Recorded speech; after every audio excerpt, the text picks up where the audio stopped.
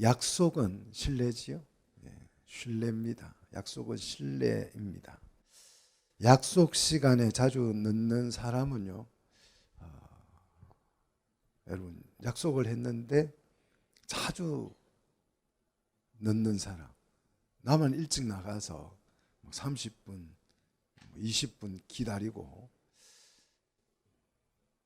어떻게 생각하세요? 약속 시간에 늦는 사람. 혹시 내가 그런 사람인데, 저도 어쩌다 보면 저는 약속을 너무 꼭 맞추려고 하는 그런 좀 성향이 있다가 조금 늦기도 하고 그러는데요. 약속을 했다가 이런저런 이유를 들어서 또 약속을 취소하는 사람도 있어요. 언제 만나자고 분명히 약속했는데 그 약속 시간 나는 스케줄 다 비워놨는데 그 약속 때문에 전화가 와가지고 무슨 일이 생기고 누가 와서 하면서 약속을 취소하는 사람. 이런 사람은 사실 믿을 수가 없어요.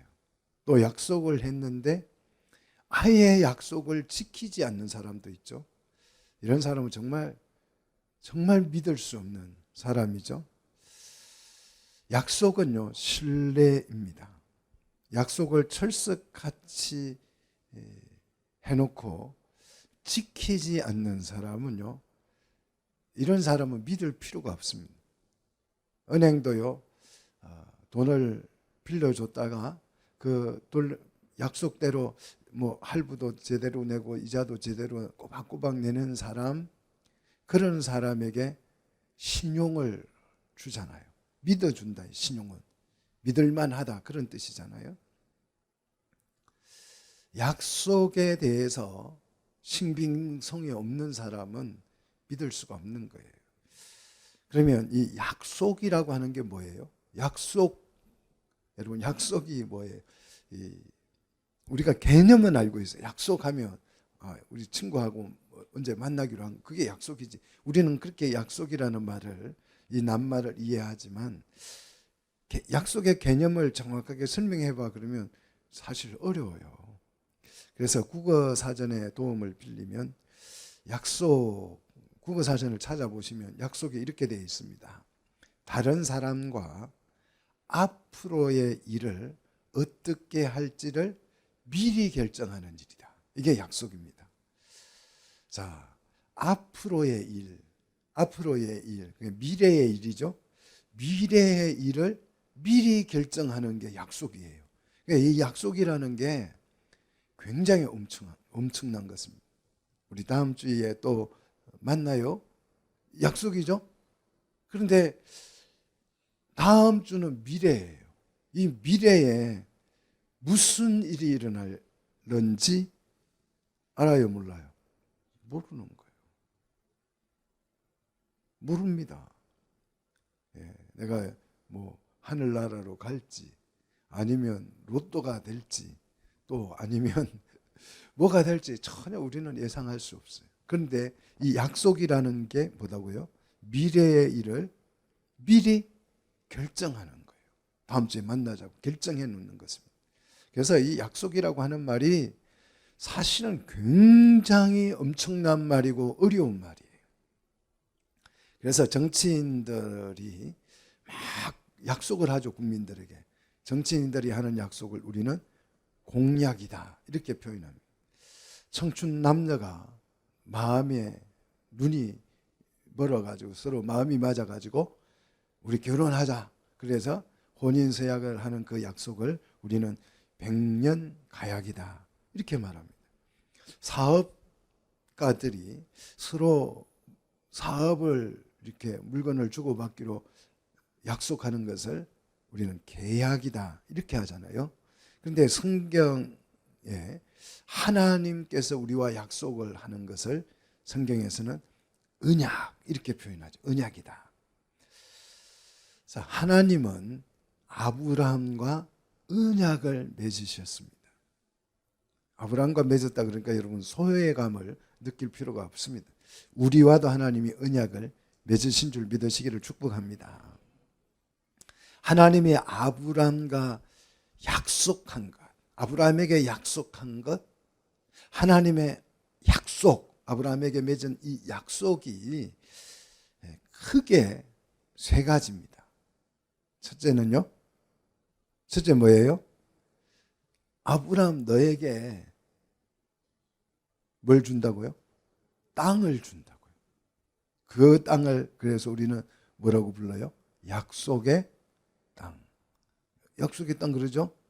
그 땅은 막 젖과 꿀이 흐르는, 저는 어렸을 때에 그 집사님들이 기도할 때 젖과 꿀이 흐르는 땅을 주시고 젖과 꿀, 이게 젖과 꿀이 뭔지, 젖과 꿀이 그걸 성경을 안 읽으니까 그 젖과 꿀이라는 게 젖하고 꿀이 막 흘러 넘치는 그런 땅을 주신다. 젖과 꿀.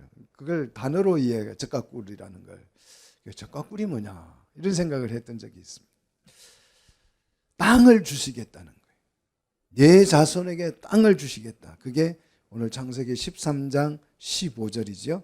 보이는 땅을 내가 너와 네 자손에게 주리니 영원히 이를 것이다. 17절. 자, 13장 17절도 보시면 그 주는 땅을 어떻게 하라고요? 종과 형어로 어떻게 하라고요? 두루 다녀보라는 것이. 두루 다녀보라는, 종과 형어로. 바로 네가 다녀보는 그 너가 발로 밟는 실제 있는 이 땅을 너에게 뭐 한다고요? 주리라. 이게 하나님의 첫 번째 약속입니다. 두 번째 약속은 창세기 13장 16절에 내가 내 자손이 어떻게 되게 한다고요? 땅에 티끌과 같이 되게 할 것이다. 셀 수 없다는 거죠. 땅의 티끌을 우리가 무슨 재주로 헤아릴 수 있습니까? 중국에서 날아오는 이 미세먼지를 어떻게 헤아려요? 헤아릴 수가 없죠. 그래서 사람이 땅의 티끌을 능히 셀 수 있을진데 내 자손도 셀 것이다. 티끌을 어떻게 세요? 셀 수 없을 만큼 어마어마한 엄청난 자손을 주리라. 하나님의 약속이에요. 자, 15장 5절 보시면 하늘의 무별처럼 어떻게 된다고요? 많아지게 될 것이다. 뭐가요? 하나님이 아브라함에게 주는 뭐가요? 자손들이 이렇게 많아질 것이라는 거예요. 자, 그래서 약속의 자손이에요. 약속된 자손, 약속의 자녀. 자, 우리는 약속의 하나님과 약속을 맺은 언약 백성인 줄 믿으시기를 축복합니다. 자, 세 번째는 뭘 약속하셨을까요? 세 번째, 세 가지 했는데, 어떻게 한다고요? 그러니까 그 자손을 준다고 했잖아요. 세 번째 약속은 17장 6절 보면 그 많은 자손들 중에서 뭐가 막 튀어나와요? 왕들이 튀어나올 것이다. 나라가 막 튀어나오고 왕이 튀어나올 것이다. 아브라함의 이 자손들 중에서 왕이 막 불쑥불쑥 튀어나오는데 베드로는 이 왕들을 봤죠. 그래서 베드로는 막 소리쳐서 이렇게 고백했습니다. 베드로전서 2장 9절에 뭐라고 불렀어요? 이 아브라함의 수많은 자손들 중에서 왕들이 막 툭툭 튀어나와서 나라가 생기는데 이 왕들을 베드로는 뭐라고 불렀어요? 그냥 왕이 아니고 무슨 왕이요? 왕 같은 제사장들이다. 왕 같은 제사장. 그래서 우리 성도들은요, 하나님의 택하신 족속인 줄 믿습니다. 왕 같은 제사장인 줄 믿습니다. 거룩한 나라인 줄 믿습니다. 소유된 백성인 줄 믿으시기를 축복합니다. 왕적 제사장이라 이거예요. 하나님을 섬기는 왕이다. 그런 뜻이죠. 왕 같은 제사장이라는 말은요.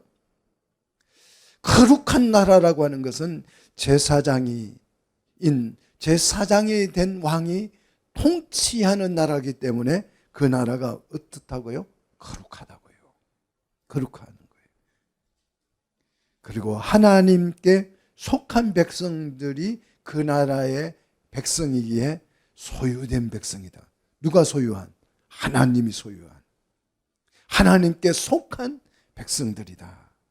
그렇다면 중요한 것이 이런 엄청난 약속이 어떻게 실현될까요? 어떻게?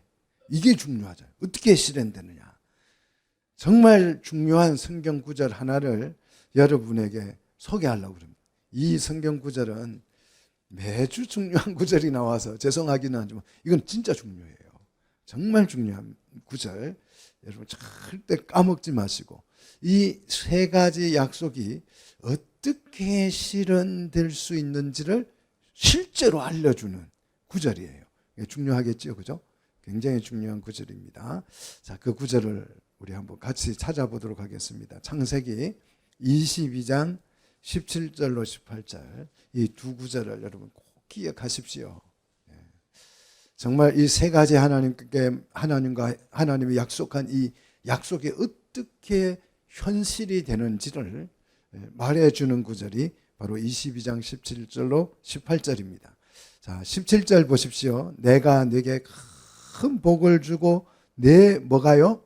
씨가 크게 번성하여서 하늘의 별과 같고 바다의 모래와 같게 하리니. 이 씨가 번성을 해서 하늘의 별처럼 바다의 모래처럼 막 수천만 셀 수 없을 만큼 이루어져서 어마어마한 중국 인구보다 훨씬 많고 인도 인구보다 훨씬 많은 엄청난 백성들이 생겨서 감당이 안 돼요. 감당이. 그래서 대적의 문이 어떻게 돼요? 대적의 문을 깨부수고 그 대문을 차지하게 된다. 승리하게 될 것이다. 이런 엄청난 일이 어떻게 일어나느냐? 어떻게 현실이 되고 실현이 되는가? 그게 18절이죠. 같이 읽습니다. 또 내 씨로 말미암아 천하 만민이 복을 받으리니 이는 내가 나의 말을 준행하였음이니라 하셨다 하라. 뭐로 말미암아서 이런 일이 일어난다고요? 내 씨로 말미암아서, 바로 너의 씨로 말미암아서 천하 만민이 대적의 문을 얻는 그런 엄청난 승리의 복을 누리게 될 것이다. 자, 17절 씨, 18절의 씨, 둘 다 복수가 아니고 단수입니다. 자, 단수지요. 자, 18절 하나님의 백성이 어떻게 번성되느냐? 바로 18절 이 씨로 말미암아서 어떻게 된다고요? 하늘의 별처럼 많아지고 바다의 모래처럼 많아져서 온 세상을 다 승리하는, 세상을 이기는 승리를 이루어낼 것이다 하는 것이. 자, 이 말이 이해되셔야 성경 하나님의 약속이 이해되는 것입니다. 자, 이 놀라운 이 말씀을 바울이 해석을 해주지요. 자, 갈라디아서 3장 16절.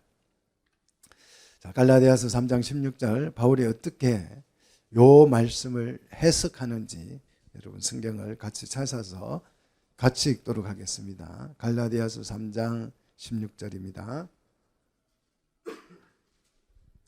자, 같이 읽습니다. 이 약속들은 아브라함과 그 자손에게 말씀하신 것인데 여럿을 가리켜 그 자손이라고 하지 아니하시고 오직 한 사람을 가리켜 내 자손이라 하였으니 곧 뭐다? 그리스도다. 지금 내 씨라고 말한 이 단수, 복수가 아니고 씨들이 아니고 이 단수, 바울이 해석해 주잖아요. 이 씨들이 아니고 내 자손, 그 뜻이죠. 이 자손으로 말미암아서 천하 만민이 복을 받게 되는 그 자손, 이 자손이 누구다? 그리스도다. 바울이 그렇게 해석을 해주잖아요. 이 말씀이 좀 이해되시기를 축복합니다. 자, 창세기에서 바다의 모래처럼 또 하늘의 별처럼 많은 자손이 나올 것이다 하는 이 자손하고 내 몸에서 날짜라야 약속의 자손이다. 글자는 같아요. 자손이라는 말이. 그런데 이게 다른 거예요. 하늘의 별처럼 많아지는 복수, 그냥 수천 수억 세계 인구보다 더 많아지는 이 수억 수천만 되는 그 자손하고 아브라함에게 내 몸에서 날 자손하고는 글자는 같지만 다른 거예요. 그 자손은 별처럼 많아지는 것은 뭐예요? 복수잖아요. 수많은 자손이지만 몸에서 날 자라야 할 때 그 자손은 한 명이에요. 한 명. 그러니까 단수다 이 말이에요. 그래서 그 하나님 이 아브라함의 몸에서 나오는 이 자손으로 말미암아서 수많은 하나님의 백성이 생겨나는, 아브라함의 자손이 생겨나는 이 자손들하고는 구분을 하셔야 돼요. 자, 아브라함의 몸을 통해서 나올 자라야 네 자손이다. 이렇게 말한 그 자손은 하와에게 약속했던 여자의 후손이라는 거예요. 여자의 후손. 하나님은 이 약속을 실현하기 위해서 아브라함의 이름도 개명해 주셨어요. 사라의 이름도 바꾸어 주셨어요. 그래서 아브라함이 되고 사라가 사라가 됐습니다. 자, 이름까지 바꾸어서 약속하셨고 그 약속의 증표로 할례를 행하도록 했어요. 이 할례는 도장이지요. 도장을 꽝 찍은 것입니다. 자, 이 정도 도장까지 꽝 찍은 이 약속 믿을만 하죠. 그죠? 믿을만 하죠. 도장까지 찍어 주셨으니까. 그런데 아브라함은 도장을 찍어 놓고도 이걸 못 믿는 거예요. 계명을 해 놓고도 이걸 못 믿는 거예요. 그래서 15장 2절에 아브라함이 나의 상속자, 나의 자손은, 상속자는 이제 후손을 말하잖아요. 내 상속을 물려받을 그 후손을 말하는데 나의 상속자는 다메섹 사람 누구다? 엘리에셀이라고 선포를. 이런 약속을 하고도, 이렇게 약속을 철석같이 해놓고도 아브라함은 나의 실제 후손은 누구다? 엘리에셀이다. 다메섹 사람이다. 그러니까 이게 약속하고 실제 아브라함의 생각이 다른 거예요. 실제 우리의 믿음과 실제 내 현실이 다를 때가 많아요. 그렇죠? 막 교회 와서 믿는다 그러고 기도할 때 믿는다 그러는데 실제 나의 현실을 보면 저절로 한숨이 나오죠. 속상하죠. 그러니까 기도하고 말씀 부를 때는 막 아멘 할렐루야 은혜가 충만한데 현실을 보면 이 아브라함이 그런 거예요. 하나님과 약속을 했는데 도장까지 찍었는데 자신의 현실을 보니까 상속자가 있어요, 없어요? 후손이 있어요, 없어요? 없어요. 그래서 아브라함 마음속에 나의 후손은 누구다? 내 몸에서 날짜가 아니고 누구다? 다메섹 사람 엘리에셀이다. 이렇게 생각을 하는 거예요. 그러면서 그 이유를 15장 3절에서 이렇게 아브라함이 말합니다. 하나님이 내게 뭘 주지 않았다고요? 씨를 주지 않았다. 씨를 주지 않았기 때문에 나의 후손은 누구다? 다메섹 사람 엘리에셀이다. 자, 이름을 개명을 했어도 신앙은 그닥 좋아 보이지가 않습니다. 내 몸에서 말미암은 그 씨로 말미암아서 엄청난 일이 일어날 것이다라는 하나님의 약속을 받고도 하나님께서 내게 씨를 주지 않아서 지금 내 모양이 정말 윗꼬라지다. 이런 표현이죠. 그러면서 하나님 앞에 불평하는 것입니다. 아브라함은 이렇게 이름도 개명하고 다 도장도 찍고 다 해놓고 그냥 불신 충만이었습니다. 내 몸에서 날짜만이 내 몸에서 다메섹 사람 엘리에셀이라고 아브라함이 말을 하니까 아니야, 그게 아니고 내 몸에서 나는 자만이, 날짜만이 내 자손이 후손이 된다. 이렇게 말을 하니까 아브라함이 어떻게 해요? 사라의 몸 중 누구를요? 하갈을 이제 취해서 자기 몸으로 실제 아들을 낳았어. 그 아들 이름이 이스마엘이잖아요. 그리고 이제 이 이스마엘은 내 몸에서 나왔지 않느냐, 이렇게 주장을 하면서 이 이스마엘이 나의 후손이니 17장 18절에 보십시오. 이스마엘이나 하나님 앞에 살기를 원한다. 자, 아브라함의 이 말을 보시면, 아브라함의 이런 행실과 태도를 보시면 믿음의 조상이라는 말이 정말 무색해요. 아브라함의 말 속에 언약에 대한 기대도 소망도 미래도 없습니다. 이런 아브라함을 하나님께서 붙드시고 정말 입에 침이 마르도록 설명을 하고 말씀을 주시죠. 엘리에셀도 너의 후손이 아니고 이스마엘도 너의 후손이 아니고 오직 사라를 통해서, 너희 안에 사라를 통해서 출산할 자, 그 자손이 약속된, 내가 약속한 너의 후손이다, 그렇게 말씀합니다. 그래서 17장 16절, 자 17장 16절 보십시오. 그가, 여기서 그는 누구예요? 사라겠지요. 사라가 내게, 아브라함에게 뭘 낳아주게 준다고요? 아들을 낳아준다. 아들을. 사라가 아들을 낳아줘야 된다. 하갈이 아니고 사라가, 이제 하나님께서 이렇게 설명을 해도 못 알아들으니까 이제 다 이게 이름까지 말하는, 사라가 내게 뭘 낳아준다고요? 아들을 낳아주게 할 것이다. 자, 이렇게 말씀을 하셔도 이 말을 아브라함은 믿지를 못해요. 도리어 그런 말씀을 하니까 아브라함이 어떻게 해요? 피식하고 웃습니다. 그러면서 마음속으로 이렇게 생각합니다. 자, 17장 17절, 아브라함이 엎드려 뭐하며? 웃으며 속으로 말을 합니다. 속으로 이르되.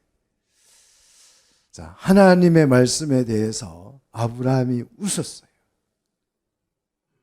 이 웃음의 의미, 환희이겠습니까?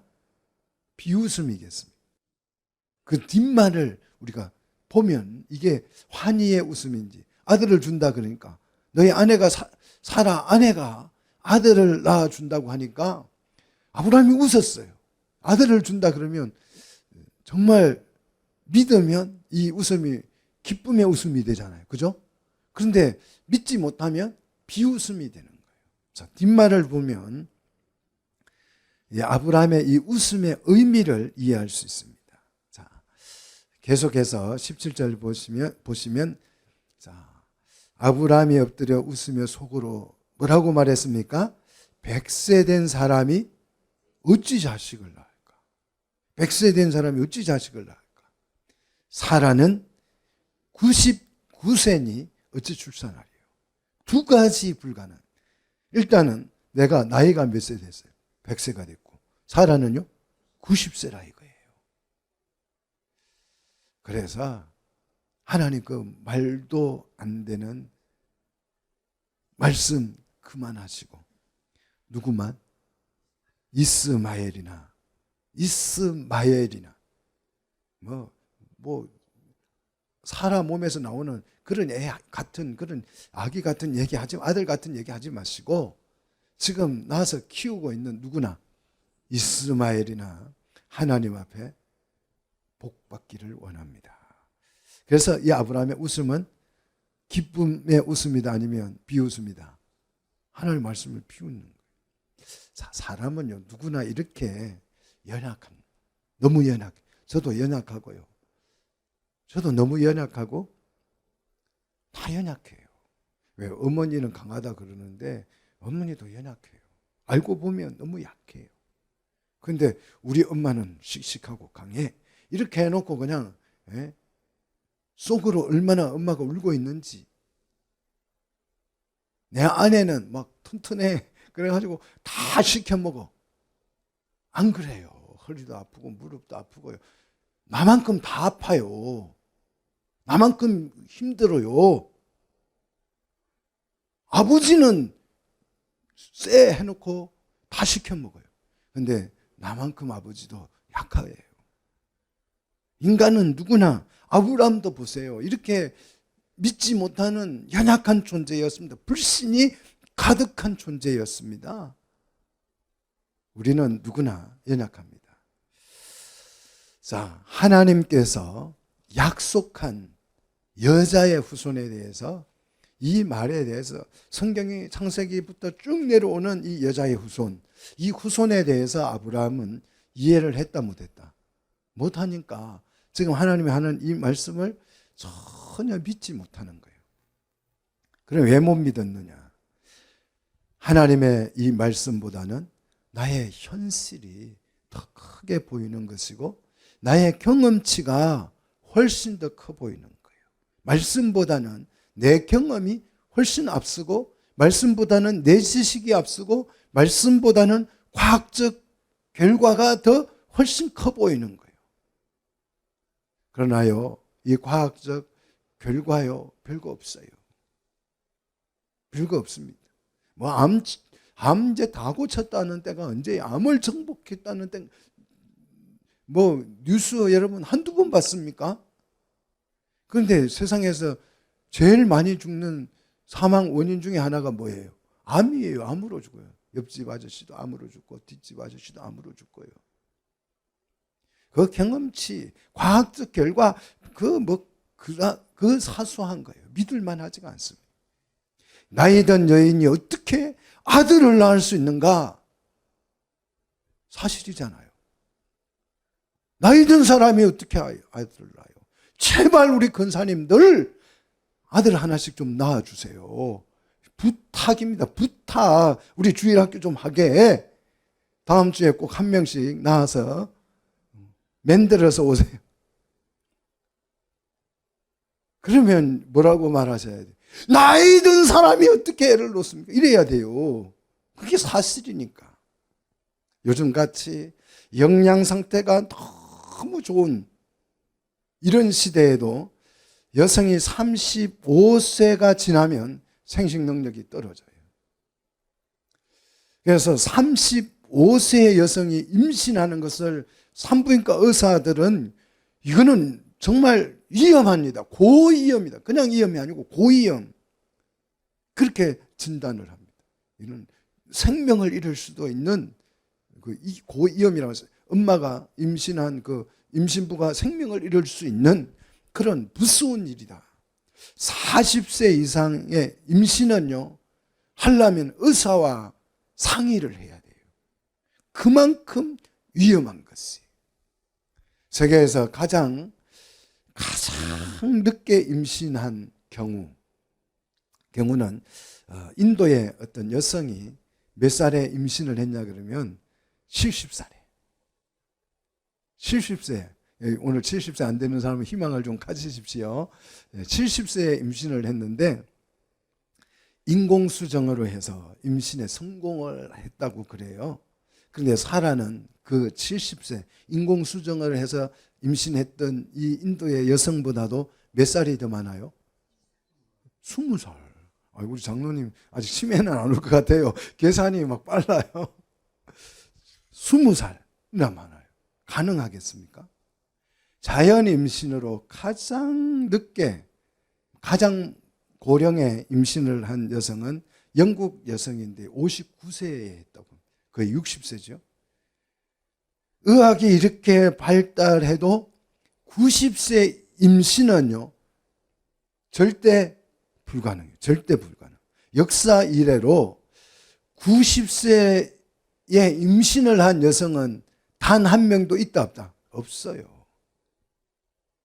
자, 이와 같은 일이 일어날 확률은 100% 제로입니다. 100% 제로예요. 과학이 발달한 이 시대에도 불가능한 이 일을 4,000년 전에 이게 가능하겠습니까? 사람의 힘으로 이것이 가능하겠습니까?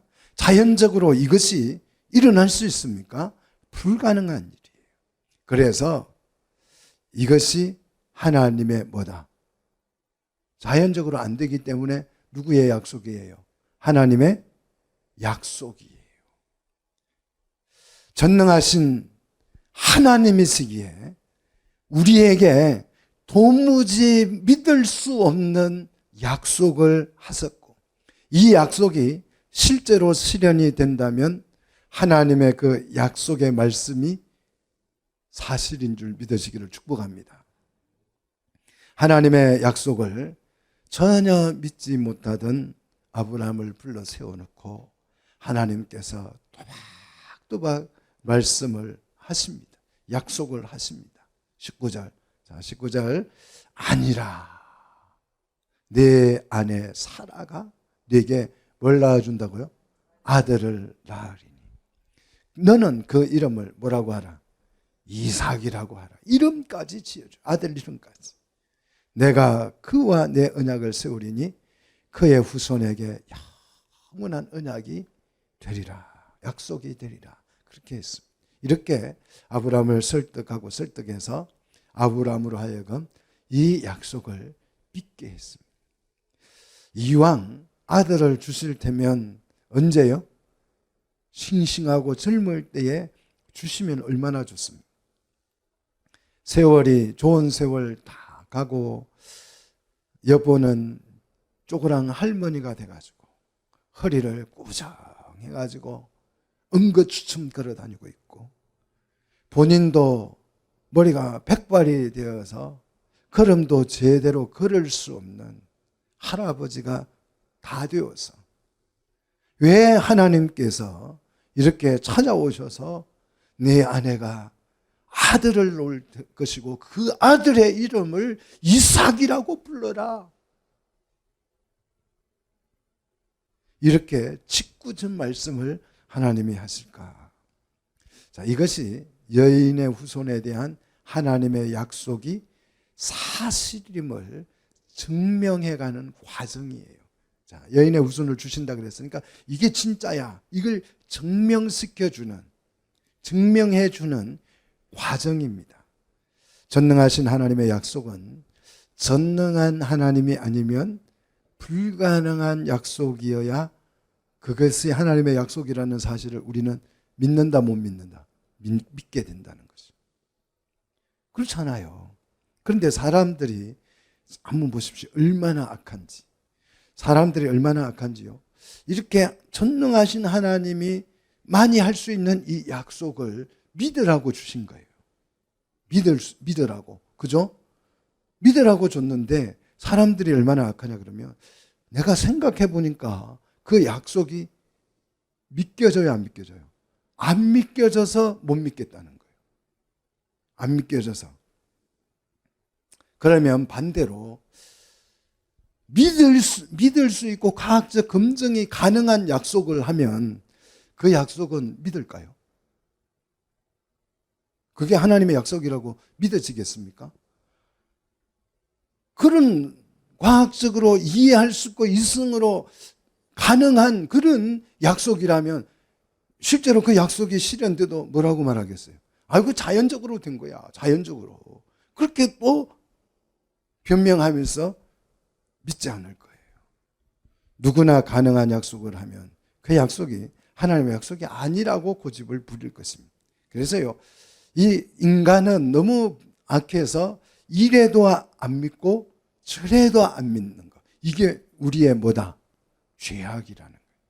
특히 사람은 내가를 좋아하죠. 내가. 모든 일에 내가가 빠지면 안 돼요. 내가가. 그래서 내가 교회도 부흥시켰고 내가 건축도 했고, 이 내가 하는 것이 우리 누구나 모든 사람들의 특성입니다. 하나님이 하신 일도 내가 했다라고 우기는 마당이에요. 그런데 사람이 할 수 있는 일을 했다면 그것은요, 하나님이 하신 일이라고 믿지 않습니다. 아브라함이 젊어서 40대에 30대에 20대에 아들을 이삭을 낳았다. 그러면 이 이삭은 약속의 자녀다? 아니다? 아니다. 도무지 안 믿을 거예요. 야, 내가 40살에 준 그 아들 있지? 그게 바로 약속의 자녀야. 하나님이 이렇게 말씀하면 뭔 소리예요? 내가 얼마나 애써서 낳은 아들인데. 이럴 거예요. 이럴 겁니다. 안 믿을 거예요. 하나님의 약속은 실현 불가능해야 되는 것이에요. 이성적으로, 과학적으로, 경험적으로, 자연적으로 그 무엇으로도 일어날 수 없는 일이어야 우리 하나님의 약속이 되는 것이에요. 자꾸 성경을 읽어보고 사람들이 말도 안 되는 소리를 해요. 귀신 신나라 까먹는 소리라 그래요. 성경을 읽어보고. 무슨 사람이 무리를 걷냐고 하면 걸어보라고. 물이 어떻게 포도주가 되냐고. 무슨 오병이어를 가지고 5천 명이 먹냐고. 그런 허무맹랑한 얘기 하지 말라고 그래요. 맞아요. 허무맹랑한 얘기들이에요. 그래서 이것이 뭐다? 하나님의 약속이란, 전능하신 그분의 약속입니다. 이게 이해되시기를 축복합니다. 어느 날 뜬금없이 옆집 처녀가 아들을 낳았어요. 신기하죠? 그죠? 옆집 처녀가 아들을 낳았어요. 신기하잖아요. 불가사의하잖아요. 믿을 수 없는 일이잖아요. 하지만 뜬금없이 어느 날 옆집 처녀가 실제로 임신을 했다면 그거는 불가사의하지만 우연이에요. 우연. 세상에 하도 희한한 일이 일어나니까 우연히 일어난 일에 불과한 것입니다. 그러나 미리 약속을 했다고 한다면, 처녀가 미리 임신을 할 것이다. 40일 후에 임신할 것이다. 이 약속을 하고 처녀가 실제로 임신을 했다면 그 불가사의한 일은 뭐다? 표적이 되는, 증거가 되는 것입니다. 종자가 되는 것이죠. 이것이 하나님의 약속이고, 이 약속을 하나님은 성경에다가 뭐 했어요? 기록을 했어요. 말로 하면 안 믿으니까 아예 글자로 문서를 이렇게 남겨서 기록한 것입니다. 그것도 한 번만 기록한 것이 아니고 수십 번도 더 기록을 하고 더 강조를 하고 샘플을 보여주고 확인을 시켜주고 물증으로 증명하고 사람의 입으로 증언하고 고백하게 기록해서 문서로 남긴 후에 이 불가사의한 약속이 실제 실현이 됐다면 그 실현된 그 약속의 자녀는 틀림없는 여인의 후손, 누구요? 메시아, 그리스도가 확실한 줄 믿으시기를 축복합니다. 이 정도 해도 안 믿겠다고요. 아니, 모델하우스만 보고도 계약하잖아요, 여러분. 모델하우스를 보고 어떻게 앞으로 미래에 지어질 아파트가 똑같다라고 생각하고 어떻게 계약할 수 있어요? 근데 모델하우스만 보여줘도, 샘플만 보여줘도 사잖아요. 여러분, 우리 여자분들 화장품 좋아하잖아요. 그 화장품 가면 샘플 주잖아요. 그거 발라보고 아, 이 제품이 좋다 믿고 거금 들여서 사는 거 아니겠어요? 이렇게 하나님이 약속하고 약속하고 또 약속하고 기록하고 고백하게 하고 그렇게 해서 보여준 이 약속을 믿을 수 없다면 뭘 믿을 수 있어요? 인간이 아무리 양심이 없고 강팍하고 죄악에 충만해도요, 이 정도 했으면 인정하고 믿으셔야 될 줄로 믿습니다. 그럼에도 불구하고 많은 사람들은 이것을 믿을 수 없다, 이해할 수 없다고 부인합니다.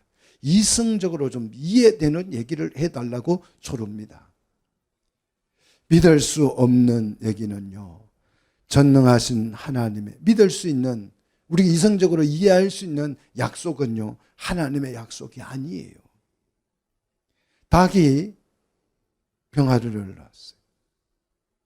닭이 병아리를 낳았어요. 믿을 수 있습니까? 닭이 병아리를 어떻게 낳아요? 닭은 알을 놓지요. 그렇죠? 그런데 어느 날 닭이 병아리를 뚝 낳네. 믿을 수 없는. 이거는 누가 한 일이에요? 실제 닭이 병아리를 낳았다며 하나님이 하십니다. 사람은 할 수 없어요. 닭은 언제나 뭘 낳아요? 알을 낳습니다. 실제 닭이 병아리를 낳았다면 이거는 표적입니다. 증자예요. 증자입니다. 예수님이 메시아라는 검증 절차는 너무 자세하고 반복적입니다. 의심의 여지가 1도 남겨져 있지 않습니다. 너무 견고하고 확실하고 반박하거나 의문을 품을 수조차도 없어요. 성경이 약속한 그 조건, 여인의 후손으로 메시아가 오신다는 이 약속의 이 조건은 한 가지가 아니에요. 수천 가지도 더 됩니다. 그런데 그 많은 계약 조건 중에서 하나라도 오류가 생긴다면 계약 위반이에요. 그래서 그 약속은 실현될 수도 없고 파기된 것입니다. 그렇게 해서 99% 약속과 일치돼서 왔다. 그러면 그 분은 아무리 훌륭하고 뛰어나도 메시아다 아니다. 메시아가 아니에요. 성경은 메시아는 여인의 후손은 어디서 태어난다고요? 성탄절이니까 어디서요? 다윗의 동네 베들레헴에서. 믿습니까? 그런데 정말 다른 조건은 다 맞아요. 그런데 이분이 베들레헴에서 안 태어나고 갈릴리에서 태어났다면 그분은 메시아다 아니다. 아니에요. 한 가지가 틀렸기 때문에. 99% 맞았지만 한 가지가 틀렸기 때문에 메시아가 아니에요. 그분이 베들레헴에서 태어난 것은 확실해요. 그런데 사람들이 이 사람을 히브리인이라고 불러요. 히브리 사람이라고 불러요. 아니면 갈리 사람이라고 불러요. 안 돼요. 성경에는 예수를 사람들이 어디 사람이라고 부른다고요? 나사렛 사람이라고 부른다고. 나사렛 사람이라고. 그렇게 계약 조건이에요. 그게. 나사렛 사람이라고 불릴 것이에요. 그래서 우리가 지금 나사렛 예수라고 부르잖아요. 나사렛 예수. 이게 계약 조건이에요. 계약 조건. 이런 수천 가지 계약 조건 중에서 글자가 아니고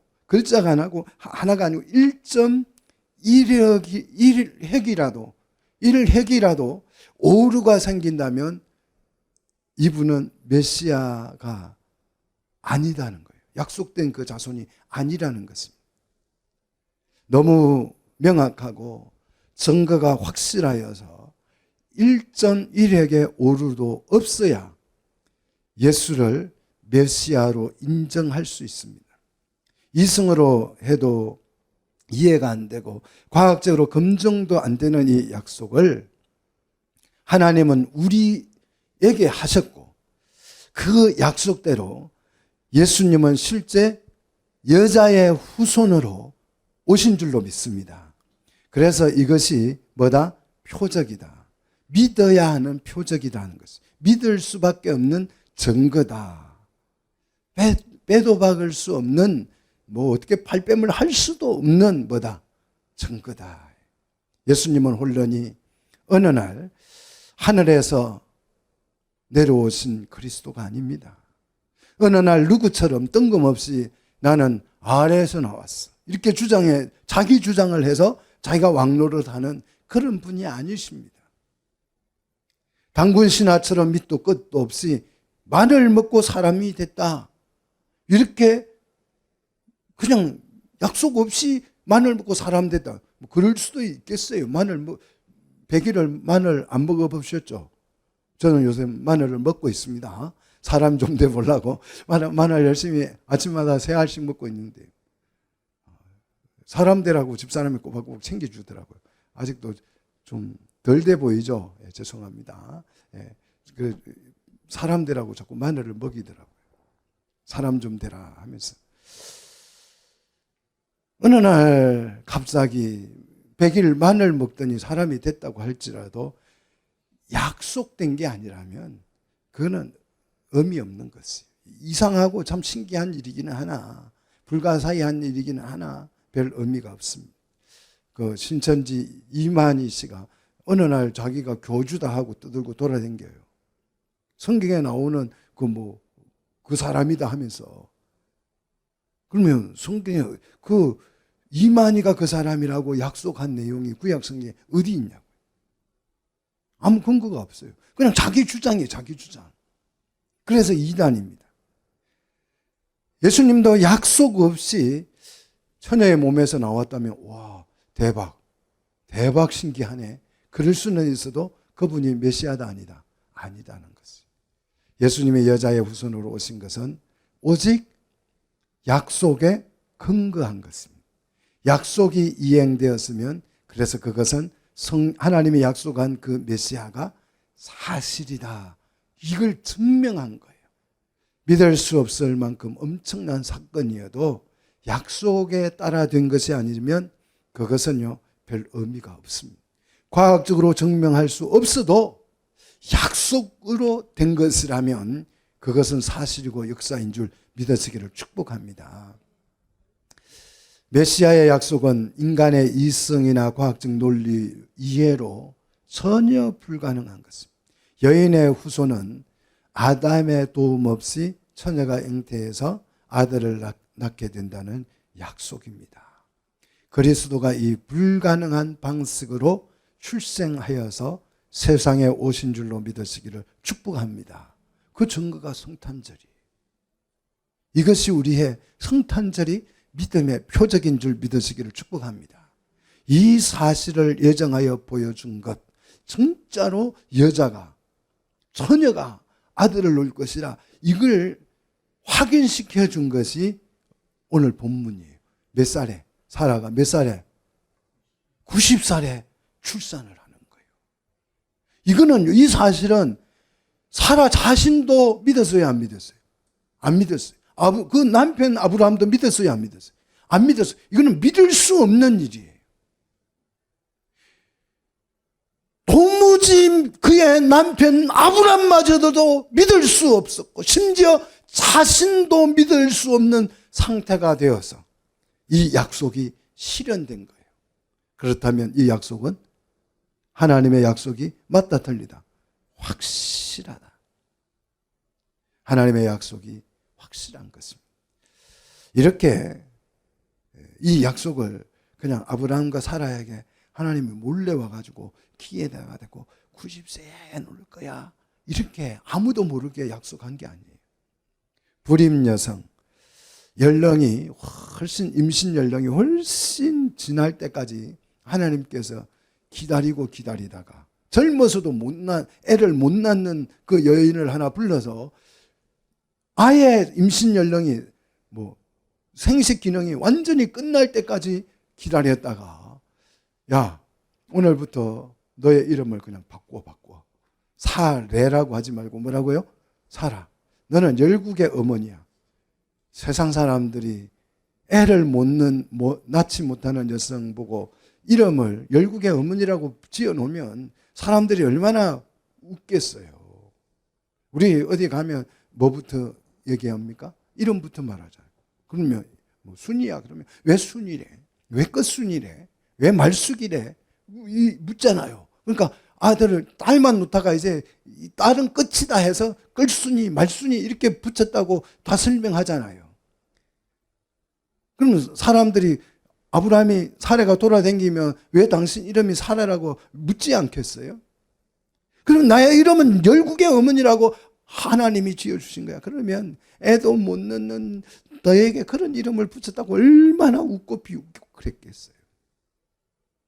그런데 온 세상 사람들이 열국의 어머니다 될 것이다 라는 이 이름을 천하에 공개한 게 계명이잖아요. 모든 사람이 다 알도록. 그런데 그 여성이 진짜 70세에 어떻게 했어요? 아들을 낳았어요. 그렇다면 이 하나님의 이 약속이 진짜다 가짜다? 진짜다. 이래도 이 정도 해도 안 믿겠다면 어쩔 수 없는 거예요. 이보다 더 확실한 과학적 증거 어떻게 될 수 있습니까? 이것보다 더 90세 된 사가 출산을 한 것은요, 메시아, 여인의 후손으로 오실 메시아를 검증해주는 절차, 과정, 표적입니다. 이것을 보고도 못 믿는 것은 할 수 없는 거예요. 결국 하나님은 때가 되면 여자에게서 어떻게 했다고요? 누가 나게 하셨다고요? 그리스도가 나게 하셨다. 그래서 우리가 성경을 이해하려면 이 성경의 문법이 이해되셔야 돼요. 성경은 단 한 글자 받침 하나마저도, 점 하나도 그냥 찍어 놓지 않습니다. 단어가 복수냐 단수냐, 그 수 차이가 질의 차이입니다. 질적 차이를 일으켜요. 이게 성경입니다. 성경은 이렇게 매우 정확합니다. 성경의 약속은 수천 대에 걸쳐서 반복 검증을 합니다.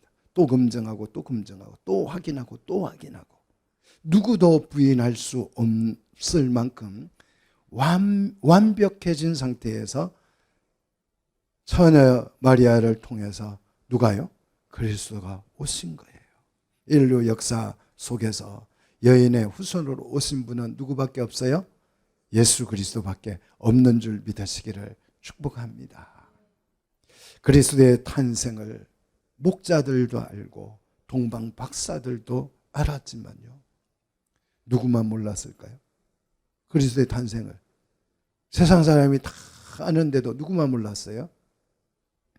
헤롯 왕만 몰랐어요. 헤롯 왕만. 왜? 이 헤롯이 가짜 왕 노릇을 하다가 진짜 왕이 오니까 무시해버린, 모른 거예요.